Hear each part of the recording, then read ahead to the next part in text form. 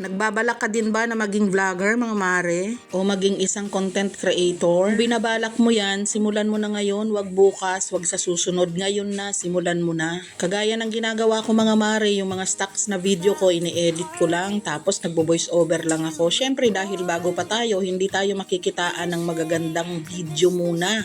Wala pa tayong magandang video o magandang pagkaka-edit dahil bago pa nga lang tayo. Lahat ng baguhan, sa ganito nga lang nagsisimula, nag-iisip pang mabuti yan kung anong gagawin at habang nag-iisip, nagpa-practice na yan. Kaya kahit ano, subukan nyo na.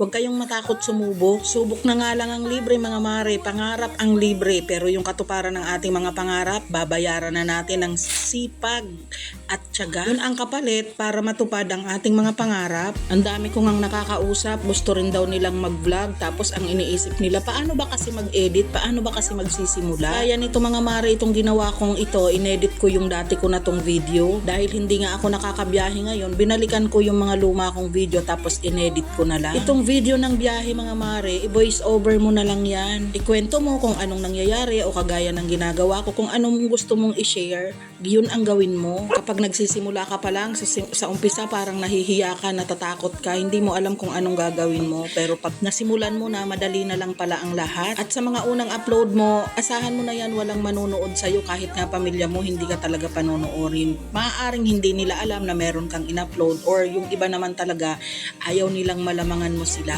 Yung iba naman, nanonood, silent lang sila, walang reaction, walang comment, pero ang mahalaga, nanonood sila. Basta't sa simula, asahan mo na talaga na wala muna, talagang ligwak pa tayo sa simula. Pero wag mong susukuan yan. Magsisimula yan sa 3 views, 10, tapos dadami na yan. Ako nga, mga mari, hindi ko inaasahan magsi 7k followers na pala ako. Ginagawa ko lang naman yung mga video-video ko, nagkikwento lang ako, tapos bihira lang ako mag-live. Halos hindi nga ako nagla-live, mga mari. Puro long form video lang talaga yung ginagawa ko. Pero nung nagsimula ako, ang nasa isip ko talaga reels, dahil akala ko nga sa reels talagang kikita ng malaki. Monetize nga ako sa reels, tapos na-monetize din ako sa in-stream ads. Talagang malaki ang pagkakaiba, kaya trabahuin yung mga mare yung in-stream ads. Ang reels nga ay by invitation lang yan. Swerte kapag na-invite ka. Pero ang in-stream ads, siguradong mamomonetize ka kapag naibigay mo yung requirements na hinihingi ni Meta. Kailangan nga 5,000 followers, tapos 60,000 minutes views. Kaya ang kailangan mo, mag-upload ka ng mga long form video. Kasi sa reels, seconds nga lang ang video mo, pero sa long form video, at least 3 minuto.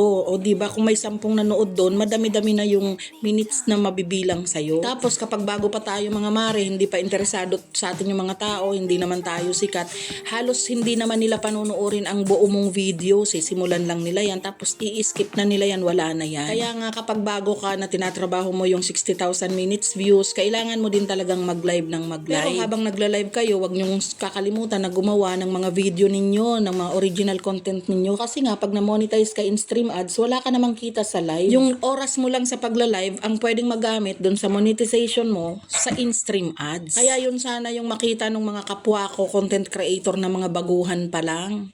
Kasi yung iba, puro live, puro akyat, akala nila pag ganon, mamomonetize sila, kikita na sila. Kaya nga, mga mare, karamihan, pag na-monetize saka sila umaayaw. Humihinto na lang kasi napapagod na daw sila, wala naman daw nanonood. Normal yan, mga mare, kaya kung may natutunan ka sa video ko, mag-follow ka na din at i-share mo na. Abangan nyo pa ang susunod kong mga video, follow for more.